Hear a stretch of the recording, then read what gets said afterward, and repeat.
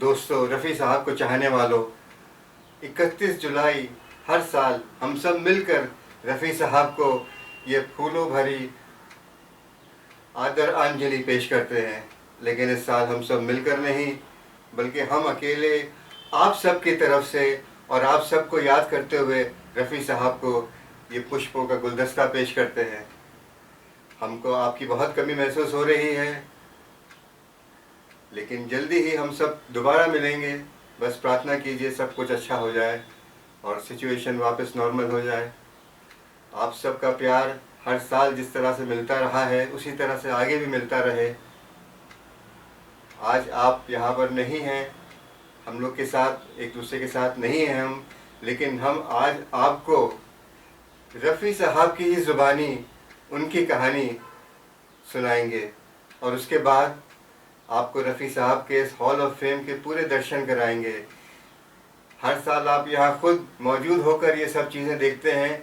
आज आप अपने घर बैठे इन सब चीज़ों को देखिए, रफ़ी साहब को याद कीजिए, अपनी आदरांजलि जहाँ से भी बैठे हैं आप वहाँ से पेश कीजिए और रफ़ी साहब के लिए दुआएं कीजिए। आप सबको शुभकामनाएं। हमेशा हमारे साथ रहने के लिए, रफ़ी साहब के परिवार के साथ रहने के लिए आप सबका बहुत बहुत धन्यवाद। मैं कोटला सुल्तान सिंह पंजाब में पैदा हुआ। उसके बाद हम लोग लाहौर चले गए।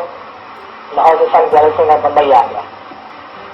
मेरी तालीम ज़्यादातर घर पे हुई, क्योंकि मुझे ज़्यादा गाने का शौक था, तो इसलिए मैं ज़्यादा पढ़ाई की तरफ तवज्जो नहीं दी। मेरे उस्ताद बरकत अली खान थे और जिनसे मैंने क्लासिकल गाने की तालीम हासिल की, और दूसरे उस्ताद अब्दुल वहीद खान साहब।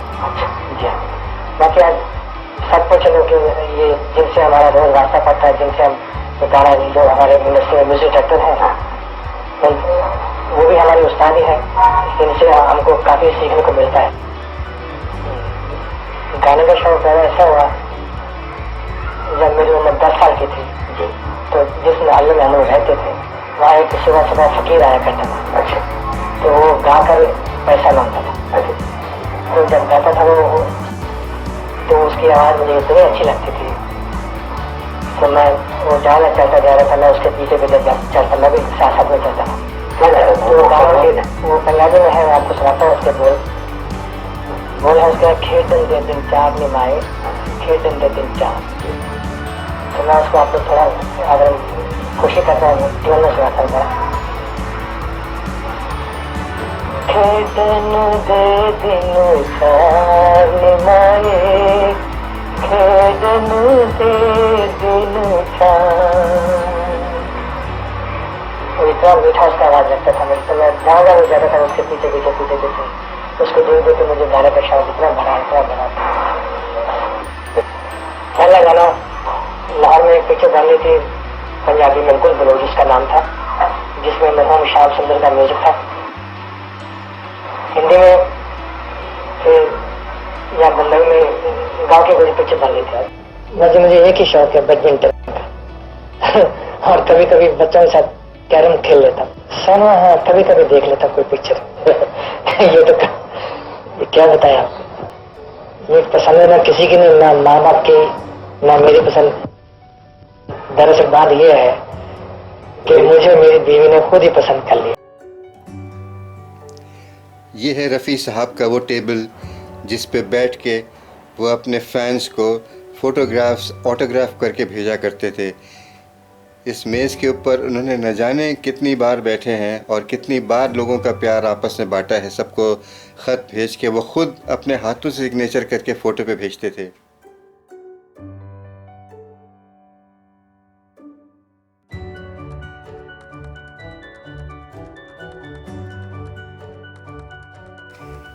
ये है रफ़ी साहब की चेयर जिस पे वो हमेशा बैठते थे, और जब भी उनका ये छोटा सा दफ्तर यहाँ पे होता था उसमें बैठ के वो सारे ख़तों के जवाब देते थे, सब पे साइन करते थे और किसी को उन्होंने मायूस नहीं किया। जिसका भी ख़त आया, फ़ैन मेल आया, उन सब को उन्होंने अपना एक ऑटोग्राफ किया हुआ फ़ोटो ज़रूर भेजा।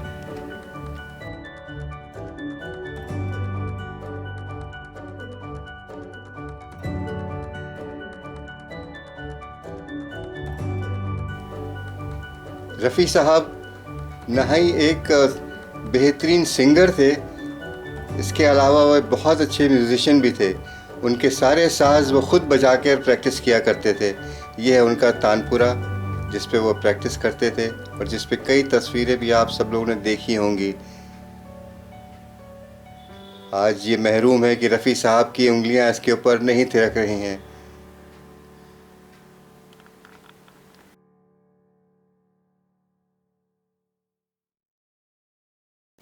रफ़ी साहब का ये हारमोनियम, जिसने न जाने कितने बार उनके साथ, उनके ट्रूप्स के साथ हर एक शहर में, विदेशों में सफ़र किया, और रफ़ी साहब ने इसको हमेशा अपने पास, अपने दिल से लगा के रखा। उनका एक और हारमोनियम है जो वो यहाँ पे घर पे इस्तेमाल करते थे, आपको वो भी दिखाते हैं।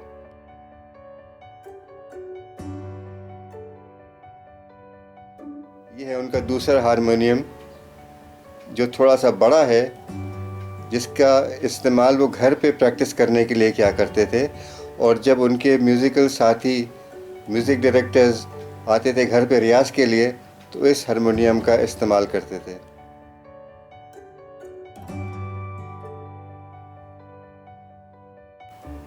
ये है रफ़ी साहब का सुरमंडल, जिस पे वो रियाज़ करते थे और जिसके तारों पे उन्होंने कितनी बार अपनी धुनों की प्रैक्टिस की है। रफ़ी साहब खुद तबला भी बजा लेते थे। उनके 2 तबले जो यहाँ पे मौजूद हैं, हम आपको दिखाते हैं।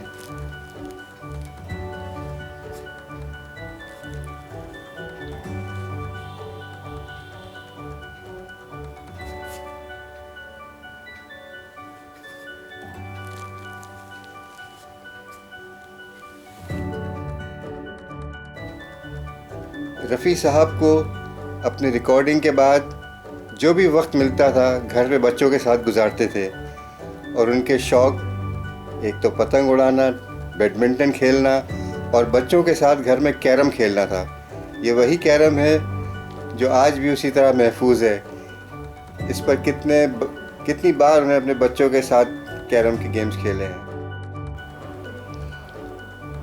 रफ़ी साहब के रिकॉर्डिंग के वक्त उनकी घर से लाई हुई चाय बहुत मायने रखती थी। सारे लोग उनकी चाय का इंतज़ार करते थे। बहुत ही लाजवाब और बेहतरीन चाय मिसेज़ रफ़ी उनके लिए बना के थर्मस फ्लास्क में भेजती थी। ये वही थर्मस है जिसमें वो हमेशा अपनी चाय लेके जाया करते थे। ये प्लेट्स जिसमें वो खाना खाते थे।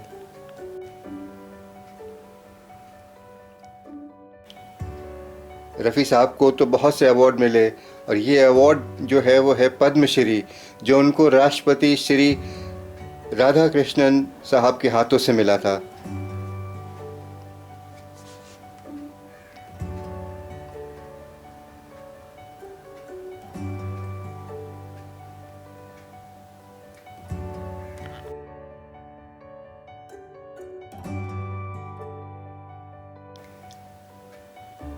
ये है नेशनल अवार्ड, जो उनको फिल्म हम किसी से कम नहीं के क्या हुआ तेरा वादा फिल्म के लिए दिया गया था। Playback singer of the millennium male का अवार्ड रफ़ी साहब को हीरो होंडा और स्टारडस्ट की तरफ से दिया गया था।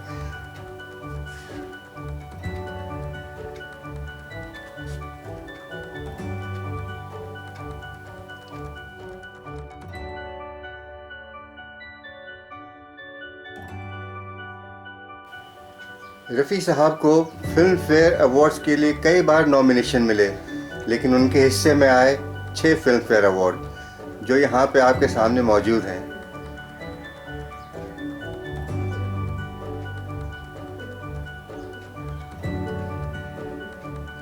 सबसे आखिर में जो उनको मिला था ये फिल्म फेयर अवार्ड क्या हुआ तेरा वादा गाने के लिए मिला था। बाकी की ये 5 अवार्ड और हैं, टोटल 6 अवार्ड्स हैं।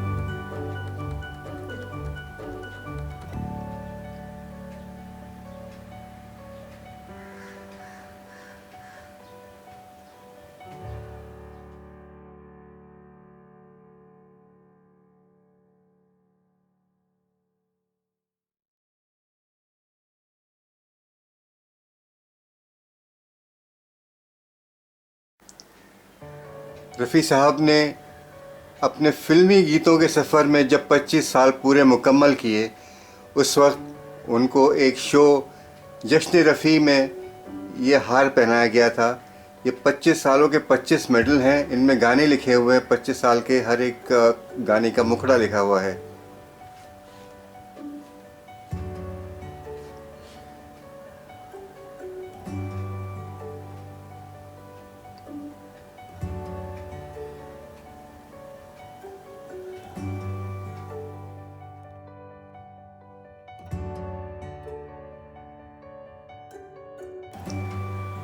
रफ़ी साहब के अवार्ड्स की गिनती करना तो मुश्किल है, लेकिन एक एक करके हम आपको सारे के सारे अवार्ड जो यहाँ मौजूद हैं आपको दिखाएंगे।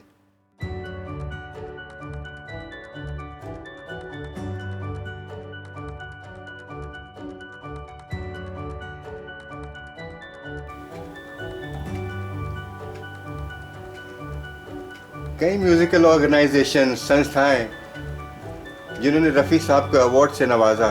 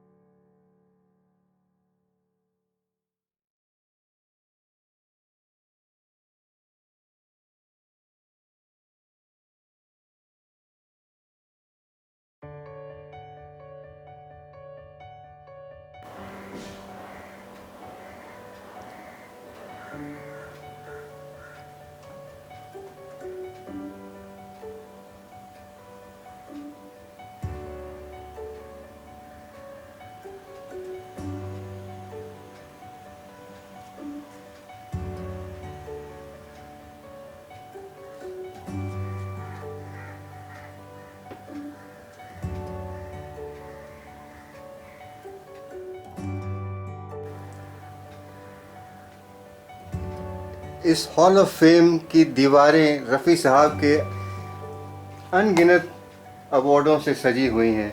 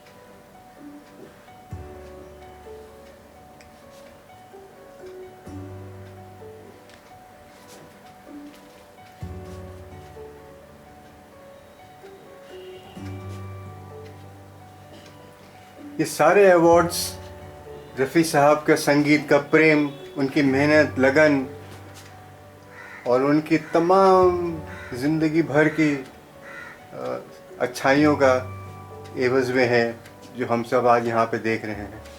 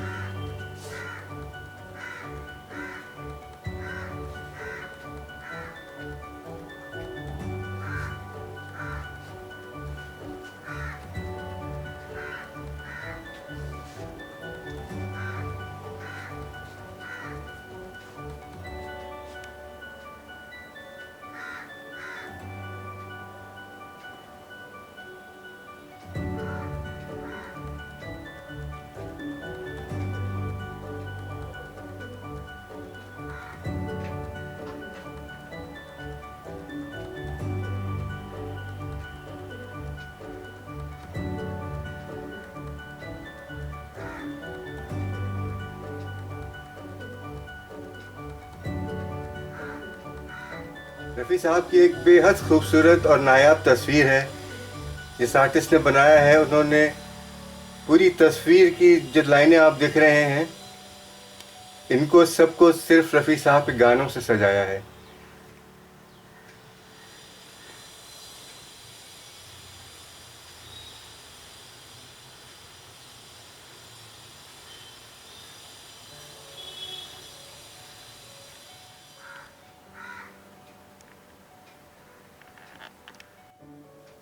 आपको हम अब उस सेक्शन में ले चलते हैं जहाँ पे रफ़ी साहब के गाए हुए गीतों के रिकॉर्ड्स मौजूद हैं, अनगिनत।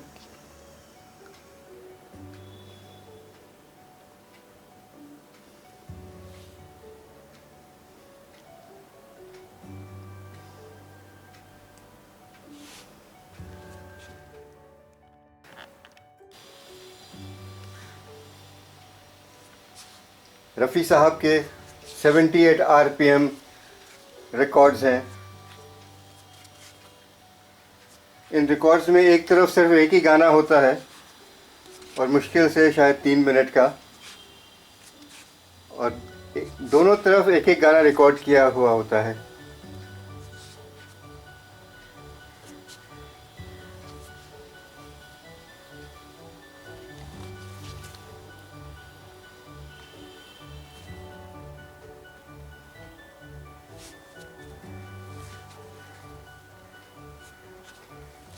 इन रिकॉर्ड्स को बजाने के लिए पहले ज़माने में ग्रामोफोन हुआ करते थे।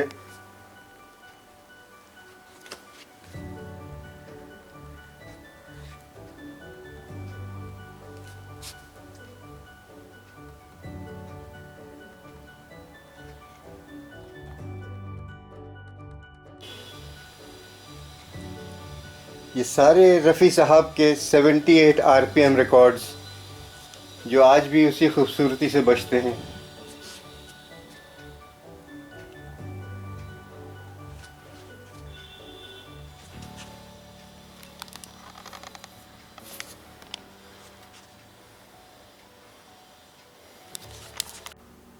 और ये हैं 45 आरपीएम के रिकॉर्ड्स, जिनको ईपी भी कहा जाता था।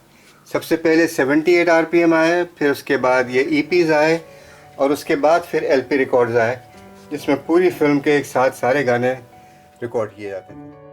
पहले रिकॉर्ड्स, फिर audio cassettes,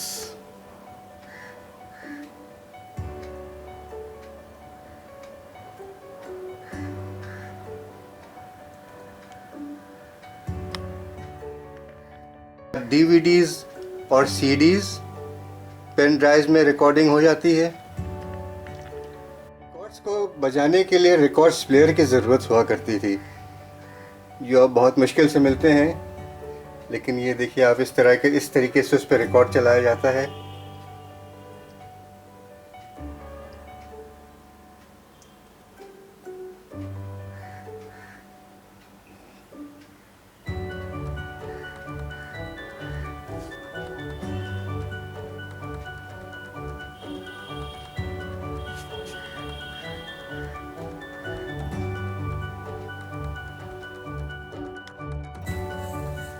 records, CDs, audio cassettes, उनसे भी पहले बहुत अच्छी क्वालिटी का साउंड बनाने वाले ये टेप हुआ करते थे, जिनको स्पूल्स बोलते हैं। आज भी इनकी आवाज़ इतनी खूबसूरत होती है कि कानों को बहुत लुभाती है। ये है रफ़ी साहब का रेडियो। जब वो घर पे रिकॉर्डिंग करके आते थे और उनके गाने रेडियो पे बजते थे, तो ये रेडियो उनके साथ हमेशा रहता था। और जहाँ भी वो अगर लेटे हुए हैं, बैठे हुए हैं, आराम फरमा रहे हैं, ये रेडियो हमेशा सुनते रहते थे।